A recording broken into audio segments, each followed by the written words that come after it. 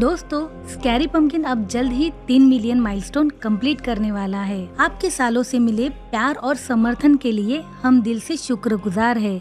लेकिन ये तो बस शुरुआत है। अब स्कैरी पंपकिन और भी डरावना और खौफनाक होने वाला है। बहुत जल्द आपको ऐसे दिल दहला देने वाली कहानियाँ सुनने को मिलेगी जो आपकी रातों की नींद उड़ा देगी। साथ ही आपकी पसंदीदा राइटर्स के साथ कई मशहूर हस्तियाँ भी हमारे स्कैरी पंपकिन हॉरर पॉडकास्ट का हिस्सा बनने वाले हैं। और यही नहीं, कई और रोमांचक हॉरर वेब सीरीज भी जल्द आने वाली है। तो दोस्तों, अगर आप इस चैनल पर नए हैं तो अभी सब्सक्राइब करें और नोटिफिकेशन ऑन कर ले ताकि कोई भी नई डरावनी कहानी आप मिस ना करें। तो स्कैरी पंपकिन को सब्सक्राइब करना भूलना मत। ये बात है 1 साल पुरानी। मैं अपने पिछड़े गांव से दूर शहर में टैक्सी चलाने का काम कर रहा था। मुझे तो अपने गांव से जरा भी प्यार नहीं था, पर मेरी ख्वाहिशें और बढ़ गई थी और आगे चल के अमेरिका जाके बसने की तैयारी कर रहा था। वहां भी टैक्सी ही चलानी थी क्योंकि बाकी कुछ आता नहीं था। अमेरिका का वीजा पाने के लिए बड़े पापड़ बेल रहा था। एक बार पहले वीजा रिजेक्ट हुआ था, दूसरी बार के लिए ट्राई किया, पर उसमें बहुत पैसे भी लगे और मिलने की गारंटी नहीं थी। अगर वीजा मिला भी तो अमेरिका जाने के लिए और बसने के लिए काफी पैसे चाहिए थे। तो पिताजी से लड़ झगड़ कर गांव की हमारी एक पुरखों की जमीन बेचने के लिए मना लिया था। उसी के लिए मैं बहुत सालों बाद गांव आया था। पहले अपने घर गया और फिर से बहुत झगड़ा किया क्योंकि पिताजी फिर से जमीन बेचने के लिए नाटक करने लगे थे। ये हमारे पुरखों की जमीन है बेटा, इसे बेचना नहीं चाहिए। अरे पुरखों की छोड़ो, मेरी सोचो। क्या फायदा है उस जमीन का? खेती बाड़ी तो अब होती नहीं आपसे, ना मैं वहां कभी खेती करूंगा। मुझे तो अमेरिका जाना है, पैसे चाहिए, जमीन बेचनी ही पड़ेगी। पर वहाँ हमारा पुराना मकान है, पानी के कुएं हैं। क्या पिताजी, उस खंडहर को आप घर बोलते हो? इतना छोटा टूटा फूटा सा घर, उसकी मरम्मत भी नहीं कराई आपने। उस खंडहर के लिए आप जमीन नहीं बेचोगे? मैंने सोचा तुम पैसे कमाने लगोगे तो उस खंडहर की मरम्मत करा के अच्छा घर बनाओगे। सठिया गए हो क्या? उस 3rd क्लास खंडहर पर मैं अपने मेहनत के पैसे खर्च करूं? हाँ, इतने बुरे दिन नहीं आए मेरे। मेरी बात मानो, जमीन बेच दो। वो घटिया खंडहर मुझे नहीं चाहिए। पर बेटा, वो घर पहले अच्छा था, अभी भी दीवारें छत मौजूद है। वो मरम्मत करके रहने लायक हो सकता है। वहाँ अच्छा सा मंदिर भी बना सकते हैं। और तो और खेत के अलावा उस घर में कुआं भी है। 2 कुओं का क्या अचार डालना है? अरे खेत में पहले से एक बड़ा कुआं है, वो तो आपने गांव वालों को दे दिया। हमारे कुएं का पानी बाकी के लोग फोकट में इस्तेमाल करते हैं। खंडहर में खुदे कुएं में क्या खजाना छुपाया है जो उसकी परवाह करूं? और मंदिर की क्या जरूरत है? भगवान वगैरह पे तो कतई विश्वास नहीं है मेरा। मुझे कुछ नहीं सुनना, बस जल्द से जल्द कोई बिल्डर मिल जाए तो जमीन बेच दूंगा और फिर इस गांव की तरफ देखूंगा भी नहीं। रात को मैं गांव के देसी ठेले पे शराब पीने गया। उस जमीन को कितने लाख में बेचे, कौन इसे खरीदेगा, यही सोच रहा था कि तभी मुझे लगा कि मुझे कोई देख रहा है। मैंने आसपास देखा पर कोई नहीं दिखा। थोड़ी देर बाद ठेला बंद हुआ और मैं घर के लिए निकला। रास्ते में अंधेरा था। मैं चल रहा था तो ऐसा लग रहा था कोई मेरे पीछे आ रहा है। मैंने बार बार मुड़ के देखा पर कोई नहीं था। अब मुझे डर लगने लगा। मैंने आवाज दी, कौन है? और अंधेरा चीर के एक अजीब आवाज आई, मैं हूं। मैं कौन? मुझे तो कोई दिख नहीं रहा है। अचानक से मेरे सामने एक साधु बाबा आकर खड़े हुए। वो बहुत बूढ़े थे, कमर झुके हुए थे, जैसे उनके पीठ पर कोई बोझ हो। उनकी आंखें लाल थी, बड़ी बड़ी दाढ़ी मूछें थी। वो दिखने में थके हुए लग रहे थे, पर आवाज बिल्कुल अलग और अजीब डरावनी थी। मैंने जैसे तैसे हिम्मत करके पूछा, अब कौन हो तुम? उस साधु बाबा के चेहरे पे हंसी छलकी। उन्होंने कहा, जमीन की चिंता छोड़, कल शहर की वीवी डेवलपर तुम्हारा जमीन खरीदने आएगा और जमीन के लिए 25 लाख देगा। कल 10 लाख रुपए देगा, बाकी पैसे बाद में। ये बोलकर वो अचानक से मेरे सामने से गायब हो गया। मैं हक्का बक्का रह गया। इसे मेरी मन की बात कैसे पता? ये है कौन? कहाँ गायब हो गया? मुझे लगा शराब का असर होगा। घर जाके सो गया और दूसरे दिन सच में बीवी डेवलपर्स का आदमी आया था। उसने हमारी जमीन खरीदने में दिलचस्पी दिखाई। 10 लाख रुपए कैश देकर बाकी पैसे वाइट में देने का वादा करके चला गया। मैं हाथ में मिले पैसे देखकर हैरान रह गया। मतलब कल रात मिले उस साधु का कहा सच हुआ था। मैं दौड़ते भागते उस बाबा को ढूंढने गया, पर वो मिला ही नहीं। रात को पैसे मिलने की खुशी में फिर बहुत शराब पी ली। फिर से मुझे वही वहम होने लगा कि कोई मुझे देख रहा है। जब मैं ठेले से निकला तो फिर से वही किसी के चलने की आहट सुनाई देने लगी। इस बार मैं थोड़ा तैयारी में था। मैंने पीछे मुड़ के देखा तो वही साधु बाबा मेरे नजदीक खड़ा था। तुम फिर से? तुम्हें कैसे पता आज वो? मेरे पूछने से पहले ही वो साधु वैसे ही अजीब सा हंसा और बोला, कल अमेरिका के वीजा के लिए कॉल आ जाएगा। और गायब हो गया। मैं फिर से शॉक हो गया। इसे कैसे ये सब पता? मैं घर जाकर सो गया। दूसरे दिन सच में मुझे फोन आ गया कि मेरा अमेरिका का वीजा मंजूर हो गया है। अब मुझे खुशी तो हो रही थी, पर अजीब सा डर लगने लगा। उस साधु को मेरे जिंदगी में आगे होने वाली चीजें कैसे पता चलती है, ये बार बार सोचने लगा।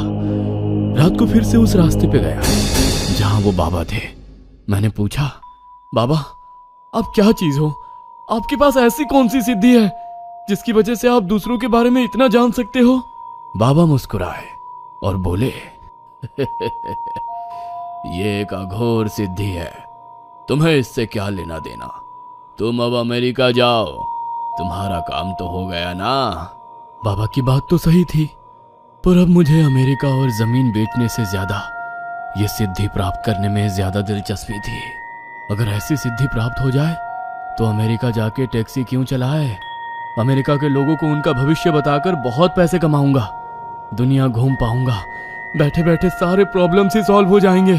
मैंने बाबा से कहा, अब नहीं बाबा, अमेरिका तो जाऊंगा ही, पर मुझे ये सिद्धि चाहिए। बाबा ने मेरी तरफ देख के आंखें बड़ी करते हुए कहा, तुम्हें क्यों चाहिए ये सिद्धि? इतनी आसानी से प्राप्त नहीं होती ये। आपको तो भूत भविष्य सब दिखता है, ये मैं समझ गया। मेरी जिंदगी में और भी तो कठिनाइयां हैं, हर बार आपके पास थोड़ी ना आता रहूंगा। ये सिद्धि मिलने के बाद कठिनाइयां कम नहीं होती, बढ़ भी सकती है, सोच लो। बाबा के सवाल पर बिना सोचे ही मैंने बोल दिया, कोई दिक्कत नहीं, वो मैं देख लूंगा, मुझे बस ये सिद्धि चाहिए। बाबा फिर से डराने लगे और बोले, यह बहुत शक्तिशाली सिद्धि है, ये अगर ठीक से प्राप्त ना कर पाए तो तुम अपना सब कुछ खो दोगे। अब मैं भी देश में आ गया। मन में सोचने लगा, पता है इस बाबा के पास सिद्धि है, पर ये साला मुझसे शेयर नहीं करना चाहता, इसीलिए बातें बना रहा है। लगता है पैसे लिए बिना नहीं मानेगा। तभी बाबा जोर से बोले, पैसे मेरे लिए मिट्टी समान है मूर्ख। मैं हैरान रह गया। बाबा को मेरे मन की बात भी सुनाई दे रही थी। बाबा क्रोध से बोले, अमेरिका जाकर इस सिद्धि के बुलबुले पर तुम अमीर होना चाहते हो, पता है मुझे, पर यह इतना आसान नहीं है। अपने घर चले जाओ, जमीन बेचकर निकलो अमेरिका के लिए, फिर मैं अब तुम्हें कभी मिलूंगा। मैं डर गया। बाबा सिर्फ भूत भविष्य ही नहीं, दूसरों के मन की बात भी सुन सकते हैं। ये सिद्धि तो जबरदस्त है, अब तो जो चाहे हो जाए, मुझे ये सिद्धि चाहिए। मैंने हाथ पांव जोड़कर बाबा से माफी मांगी और सिद्धि मुझे मिले इसके लिए प्रार्थना की। बाबा शांत होकर बोले, ठीक है, अमावस की रात को विधि शुरू करते हैं, पर ये सबके सामने नहीं कर पाएंगे। किसी सुनसान जगह में कल रात मिलना। पीने के अलावा पानी का इस्तेमाल मत करना, ना मुंह धोने के लिए ना नहाने के लिए। बिना किसी को बताए अमावस्या की रात किसी ऐसी जगह मिलना जहां लोगों का आना जाना ना हो, खुफिया हो, शमशान या फिर जंगल। जंगल का रास्ता भी अब लोगों के आने जाने से इतना खुफिया तो रहा नहीं था। शमशान में भी आए दिन किसी गांव वाले की चिता जलाने लोग आते ही रहते थे। फिर ऐसी कौन सी जगह हो सकती है जहां खुफिया तरीके से साधना कर सके और सिद्धि मिल सके? फिर मेरे दिमाग में आया, मैं जो जमीन बेचने वाला हूं उस खेत में साधना कर सकते हैं। वैसे भी मैं अपने खेत में जो चाहे करूं, कौन है पूछने वाला। बाबा को खेत दिखाया। खेत के पास कुआं भी था। वो देखकर साधु बाबा खुश हुए। उन्होंने अमावस वाली रात को मुझे हमारी खेत वाले कुएं के पास आने के लिए कहा। साथ में बहुत सारा चावल लेकर आने के लिए बोला और पानी को बिल्कुल भी छूना नहीं है, इस बात को फिर से दोहराया। अब मैं खुश होकर अमावस का इंतजार करने लगा। 4 दिन बाद अमावस थी। सुबह उठ के बिना हाथ पांव मुंह धोए दिन भर अपने कमरे में बैठा रहा। ऐसे बर्ताव के लिए पिताजी डांटने लगे, पर उन्हें सच्चाई बता नहीं सकता था। रात को सबके सोने के बाद मैं खेत में पहुंचा तो देखा बाबा कुछ मंत्र तंत्र कर रहे थे। आग जली हुई थी।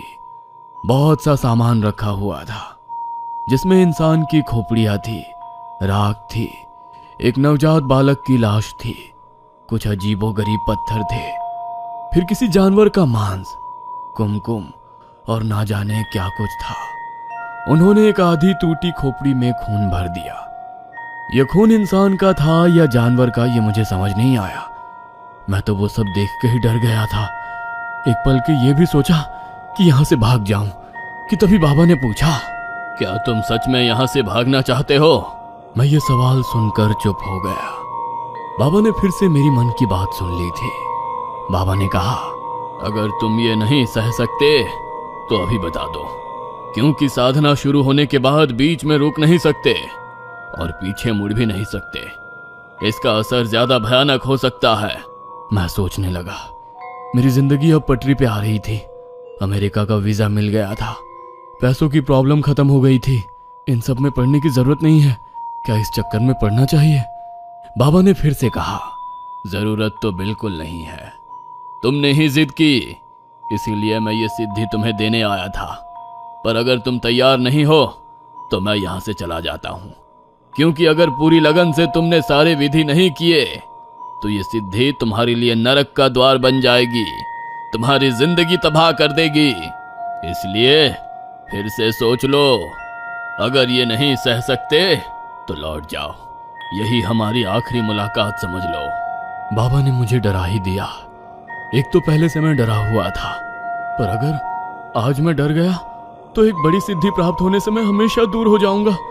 लोगों की मन की बात जानना, उनके भेद जानकर उनसे अपनी मर्जी अनुसार काम करवाना, उनका भूत भविष्य जानकर उनकी जिंदगी पे कंट्रोल करना, इतनी ताकत देने वाली सिद्धि को मैं नहीं जाने दे सकता। मौका होते हुए भी अपने फट्टू होने की वजह से मैं एक बड़ी सिद्धि खोना नहीं चाहता था। मैंने हिम्मत जुटाकर कहा, नहीं बाबा, साधना की तैयारी कर लीजिए, मुझे सिद्धि चाहिए। बाबा फिर से मुस्कुराए और उन्होंने आग जलाकर कुछ मंत्र बोलना शुरू किया। मुझे उनके सामने बिठा दिया। साधना के बीच में वह मुझ पर कभी कुमकुम छिड़कते थे तो कभी काली राख, कभी उस खोपड़ी में राख खून भी छिड़कते थे। बाबा की विधि शुरू ही थे। धुआं धुआं होने लगा। वैसे मुझे लगने लगा हम दोनों के अलावा वहां कोई मौजूद था। उस उभरते धुएं से बड़े डरावने चेहरे दिखने लगे थे और बड़ी ही गंदी बदबू आने लगी थी। मुझे ऐसा लगा जैसे किसी भी पल में उल्टी कर दूंगा। फिर सारा धुआं उस बच्चे के लाश में चला जाने लगा। आग की लपटें बढ़ने लगी। सामने पड़ी बच्चे की लाश थरथराने लगी। खोपड़ी में रखा खून उबलने लगा। मैं डर से कांप रहा था, पर अब मैं पीछे नहीं हट सकता था, क्योंकि अब मुझे सिद्धि मिलने वाली थी। लेकिन विधि खत्म नहीं हुआ था। बाबा ने मुझसे मंगाए हुए चावल का बड़ा ढेर उस बच्चे के लाश पर डाल दिया। उस चावल में बाबा ने मांस का टुकड़ा मिला लिया, फिर उस पर उबलता हुआ खून डाल दिया। उस चावल से धुआं निकलने लगा। चावल के नीचे दबी हुई बच्चे की लाश शायद थरथरा रही थी। फिर कुछ देर बाद सब शांत हो गया। चावल लाल काला दिख रहा था, पक गया था। बाबा ने उस चावल का कुछ हिस्सा मुझे खाने के लिए दिया। मुझे ये बात सोचकर ही उल्टी आने लगी, पर बाबा ने कहा, खाओ इसे, अब पीछे नहीं हट सकते। मैंने एक निवाला खाया और मुझे चक्कर आने लगे। बाबा ने फिर से चावल के कई सारे हिस्से कर दिए और कहा, आधा हिस्सा तुम हर रोज सुबह शाम खाते रहना। इसके अलावा तुम कुछ भी नहीं खाओगे। अगले 8 दिन पानी को छूना भी मत, नहाना नहीं है और कुछ धोना भी नहीं है। और ये चावल का दूसरा हिस्सा है, वह हर दिन थोड़ा थोड़ा इस कुएं में डालते जाओ। और देखो मछलियाँ कैसे खाती हैं। जिस दिन मछलियाँ चावल को मुंह लगाना बंद कर देंगी, उस दिन समझना तुम्हें सिद्धि प्राप्त हो चुकी है। यही हमारी आखिरी मुलाकात है, फिर हम कभी नहीं मिलेंगे। ये कहकर बाबा जोर जोर से हंसने लगे। मुझे चक्कर आने लगे और मैं बेहोश हो गया। सुबह जब जागा तो आसपास कुछ भी नहीं था, ना वो बाबा ना उनका कोई सामान, बस दिया हुआ वो गंदा चावल सामने पड़ा हुआ था। अब वो कोई देख ना ले, इसलिए मैंने खंडहर वाले घर में जाकर वो छुपा दिया और अपने घर चला गया। मेरी हालत देखकर पिताजी डर गए। वो पूछने लगे, अरे क्या हुआ है तुम्हें मेरे बेटे? मैंने दूर से ही उन्हें कहा, अब आप मेरे मामले में दखल देना बंद कीजिए। जमीन बिक गई है, अब उस तरफ गलती से भी मत जाइएगा। मैं आधी शहर के लिए निकल रहा हूँ, गुड बाय। ये कहकर मैं वापस खेत में गया। ये जरूरी था, वरना मेरे पिताजी मुझे ढूंढते हुए खेत में आ जाते तो सारा भांडा फूट जाता। खेत में आने के बाद मैंने चावल का एक छोटा हिस्सा मछलियों को खिलाने के लिए कुएं के पास जाने के लिए निकला, पर खेत वाले कुएं पे गांव की औरतें पानी भर रही थी। मेरे बाप के खेत वाला कुआं गांव वालों को देने की वजह से ये प्रॉब्लम हो गई थी। अब क्या करूं? उन औरतों ने देख लिया तो दिक्कत हो जाएगी। मैं वापस खंडहर वाले घर में आकर बैठ गया। तभी मुझे याद आया, खंडहर वाले इस घर में भी तो एक कुआं है। वो किस दिन काम आएगा। मैं खुश हो गया। मैं चावल लेकर घर के कुएं की ओर बढ़ा। कुएं में झांक कर देखा, ज्यादा पानी नहीं था, पर मछलियां थीं। मैंने चावल फेंका, मछलियां उस पर झपट पड़ी। मैं खुश हो गया। फिर अगले कुछ दिन उस घटिया से घर में ही छुप के रहने लगा। दिन गुजरते गए। इतने दिनों में ना मैंने पानी पिया, ना नहाया, ना मुंह धोया। एक ही समस्या थी, मुझे हर रोज गंदा बदबूदार लाश पर पकाया हुआ खून भरा चावल खाना पड़ रहा था। 8-10 दिनों बाद चावल खत्म होने को आए, तब मुझे महसूस हुआ चावल के नीचे कोई लाश ही नहीं थी। जहां तक मुझे याद था, बाबा ने बच्चे की लाश पर ही चावल रखकर पकाए थे। फिर वो लाश कहां गई? पता नहीं, कोई चमत्कार ही होगा। खून से सना खाना खाने के दिन खत्म हो गए थे। अब मैं सर्वशक्तिमान बनने की कगार पे था। फिर आया 13वां दिन। उस दिन सुबह उठते ही मुझे बहुत भारी भारी महसूस होने लगा। ऐसा लगा जैसे मेरे पीठ या कंधे पर कोई बड़ा सा बोझ है।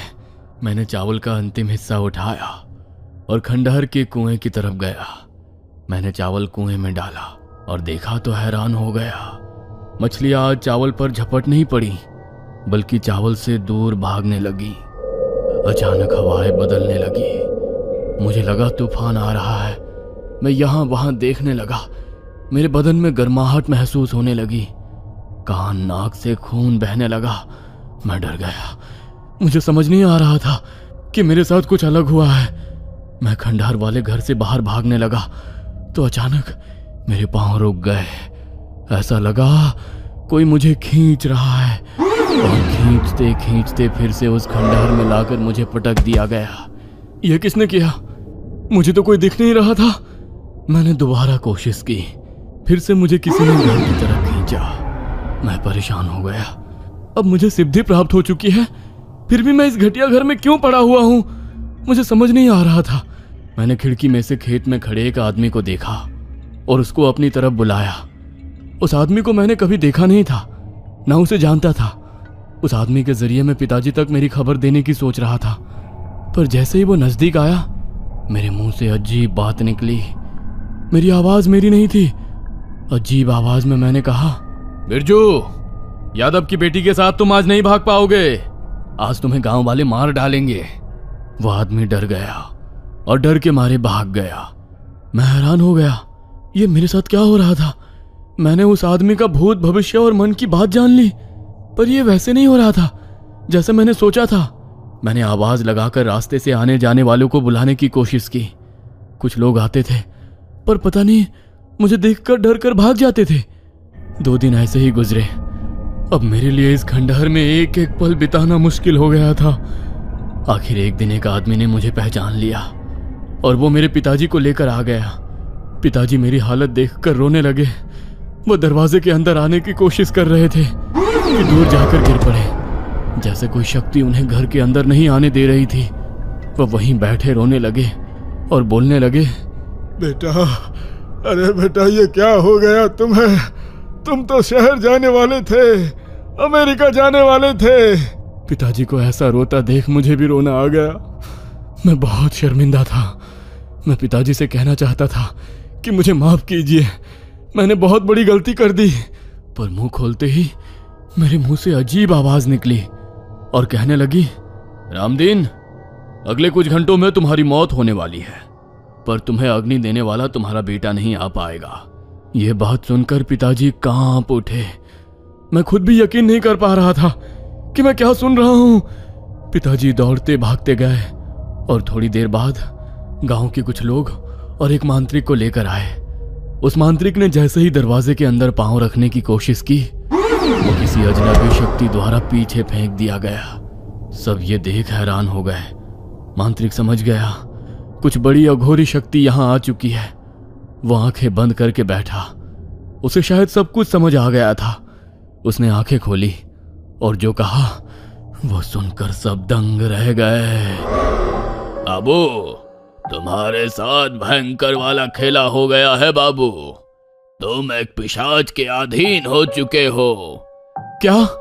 मैं तो सिद्धि प्राप्त कर रहा था। मैं जैसे तैसे बोला, हाँ, सिद्धि प्राप्त हो गई है तुम्हें, पर यह पिशाच सिद्धि है। तुम इस सिद्धि के काबिल ना होते हुए भी तुमने सिद्धि प्राप्त कर ली। अब उस बच्चे का पिशाच तुम पर हावी हो गया है।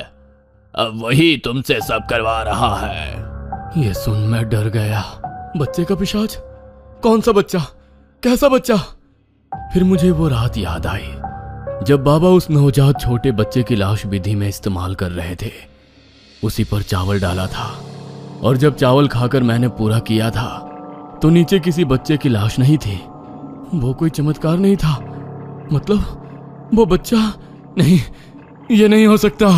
उस बाबा के कंधे पर भी बच्चे का पिशाच बैठा था, पर बाबा बूढ़ा हो चुका था। उसकी मौत नजदीक आई थी, इसलिए उस पिशाच को एक नए शरीर की जरूरत थी। उसने तुम्हें फंसाया है बाबू। तुम्हारी लालच, हवस उसने भांप ली थी, पर वो बाबा खुद से तुम्हें सिद्धि नहीं दे सकता था, क्योंकि तुम कोई सिद्ध पुरुष नहीं हो।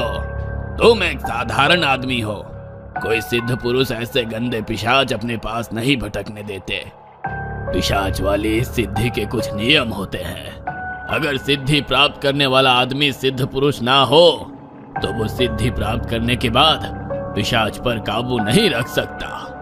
अगर वो आदमी किसी भगवान को नहीं मानता तो पिशाच उस पर हमेशा के लिए हावी हो जाता है।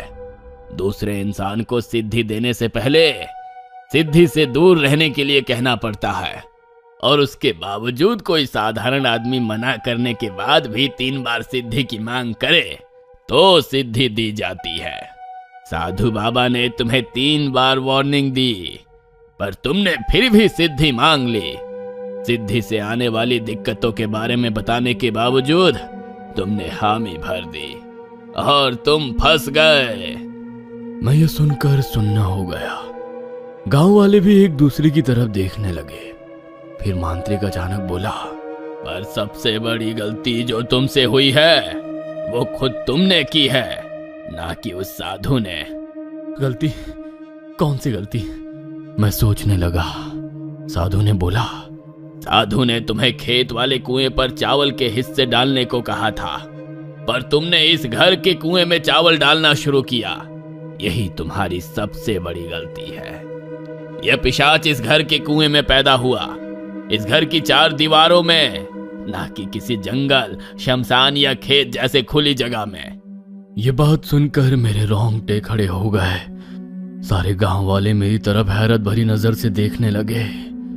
मांत्रिक ने कहा, खुले आसमान के तले किसी कुएं या नदी पर चावल डालते रहते तो तुम भी हर जगह जा सकते, या हम तुम्हें पकड़कर किसी मंदिर ले जा सकते जहां से पिशाच भगाया जा सके, पर तुमने इसके घर के कुएं को चुनकर इस घर को पिशाच का घर बना दिया है। अब ये पिशाच ये घर कभी नहीं छोड़ेगा। तुम्हें अब इस खंडहर से कभी बाहर नहीं आने देगा, ना इस खंडहर को किसी को छूने देगा। अब तुम हमेशा के लिए इस घर में बंद हो चुके हो। मैं तो क्या, कोई भी अब तुम्हारी मदद नहीं कर सकता। क्या? मैं रोने लगा। यह नहीं हो सकता। मुझे तो इस गांव से नफरत है। इस खंडहर जैसे घर में रहने का सोच भी नहीं सकता। मुझे तो अमेरिका जाना है, गांव में नहीं रहना, इस खंडहर में एक पल भी नहीं। मैं गुस्से से उठकर घर के बाहर दौड़ने लगा कि पिशाच ने मुझे वापस घर में फेंक दिया। मैं रोने लगा। अरे ये कैसी सिद्धि है? हे भग, मैं भगवान का नाम लेने की कोशिश कर रहा था, पर मन में भी मैं भगवान का नाम नहीं ले पा रहा था। मुझ पर पिशाच ने पूरा काबू कर लिया था।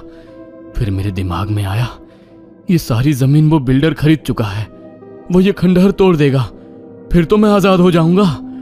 तभी मेरे कानों में वही आवाज गूंजी, ये खंडहर अब ऐसे ही रहेगा, कोई इसे तोड़ नहीं पाएगा।